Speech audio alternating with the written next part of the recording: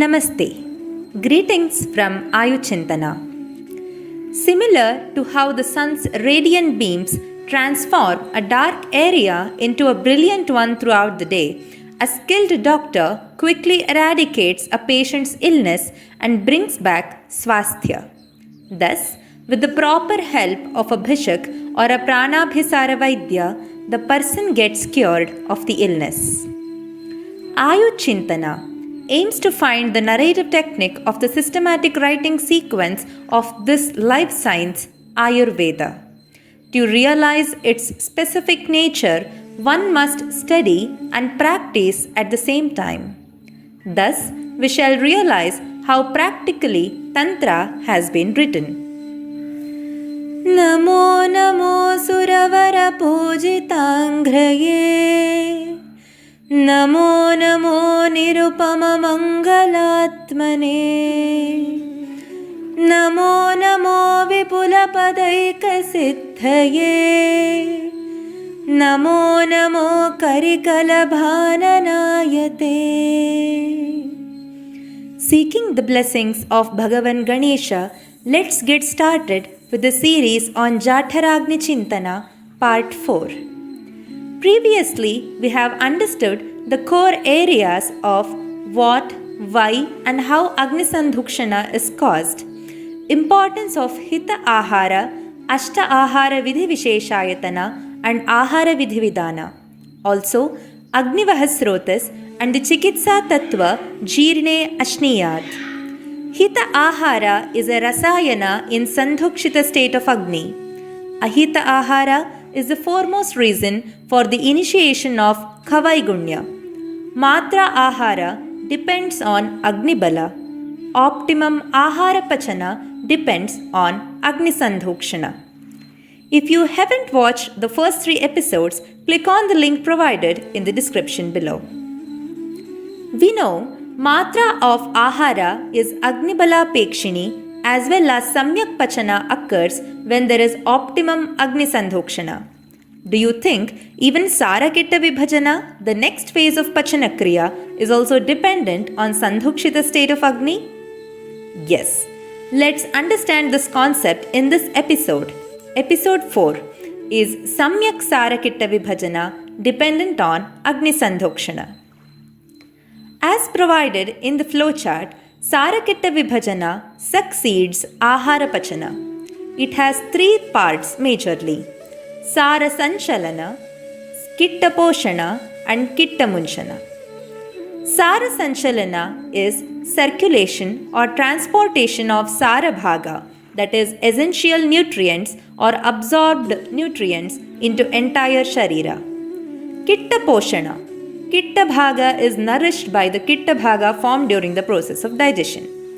Kitta Munchana, to excrete the non-essential material out of the Sharira.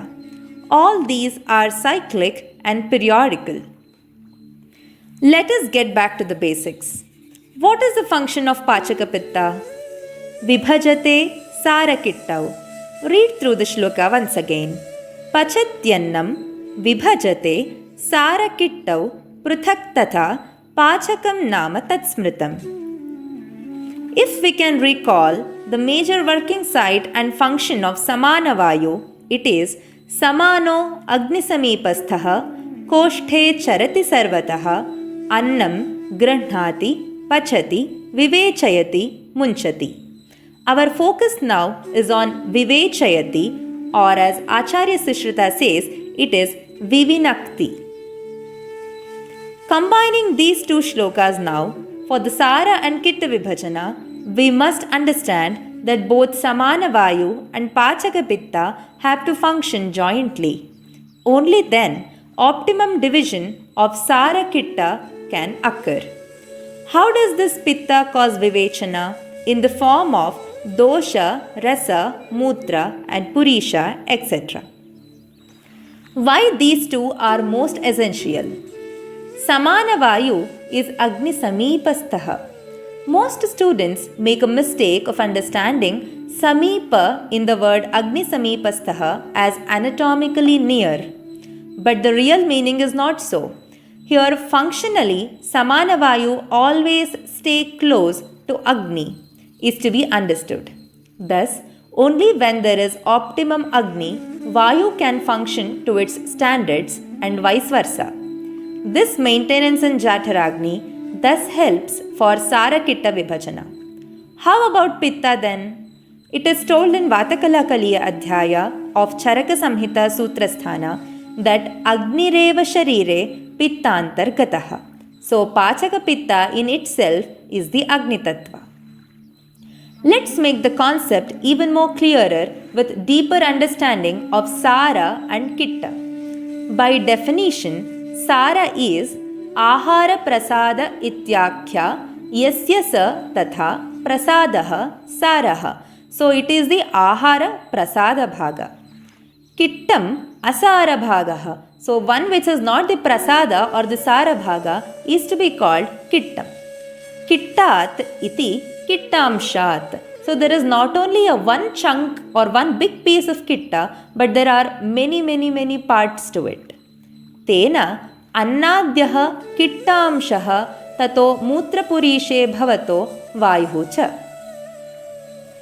Pittadhara and Purishadhara Kala, as explained by Acharya Sushrita and Dalhana, further clarifies the physiology.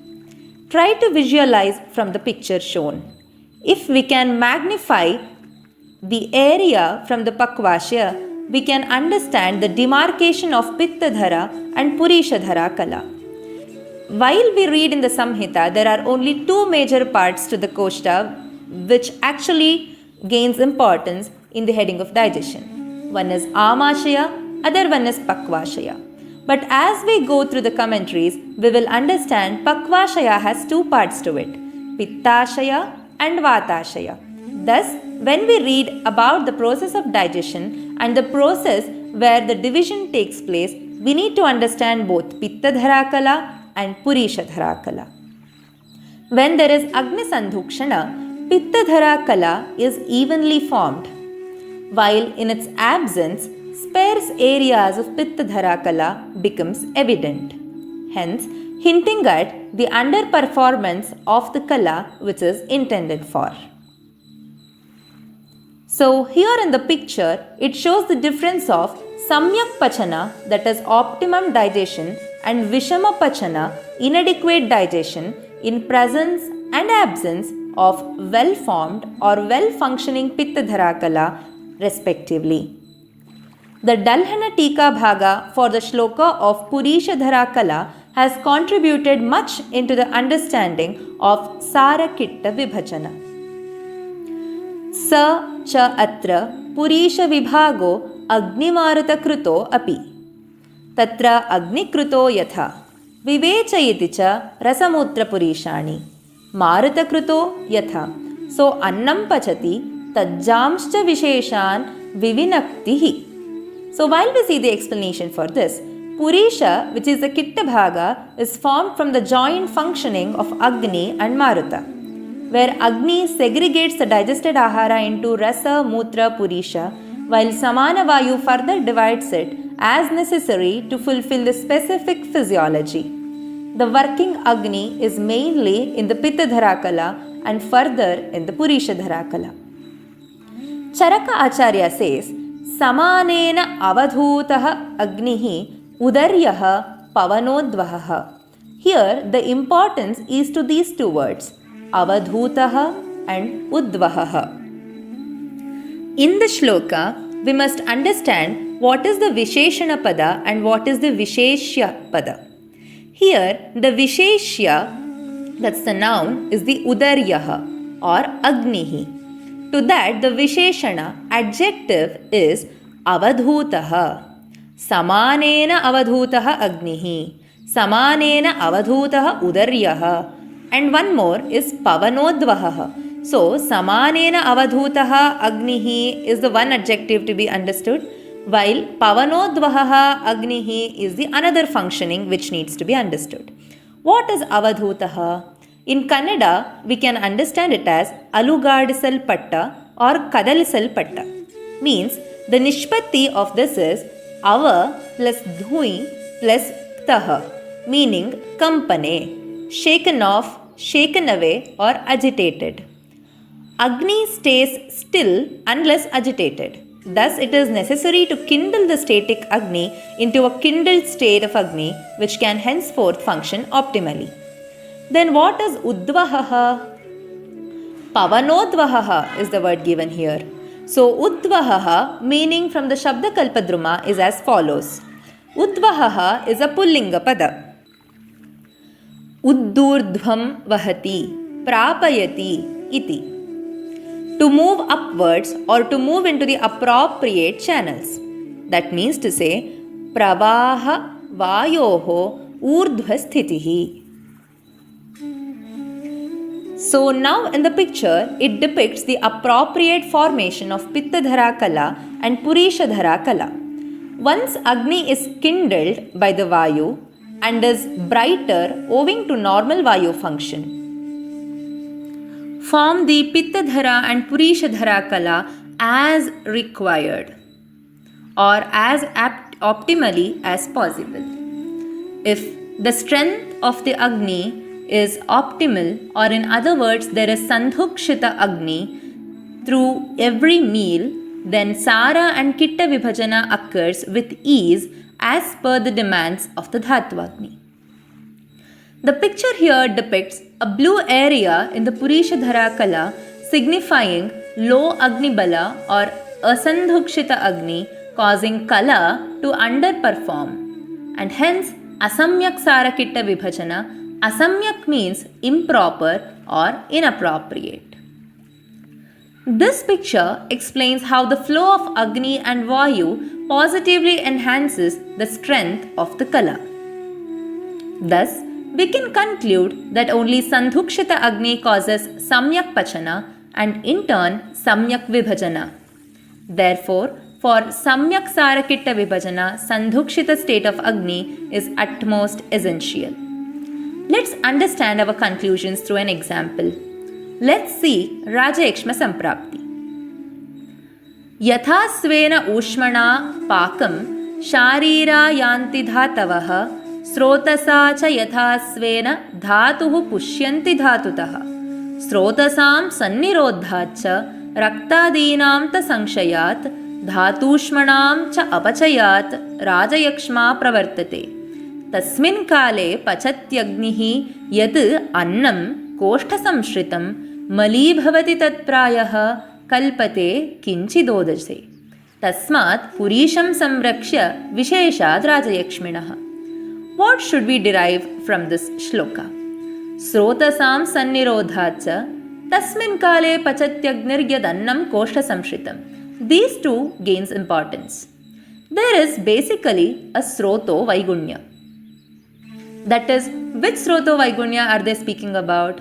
One is Agni Vahasrotas, and the second one is the Dhatu Vahasrotas, where Dhatvagnis are located. In the Agni Vahasrotas, there is jãtharãgni, while in Dhatu Vahasrotas, there is Dhatvagni. Hence, due to the Nidhanas specifically, there is Sroto Vaigunya. Here, Agni Vahasroto Vaigunya, that is jãtharãgni Sandhukshana, depletes.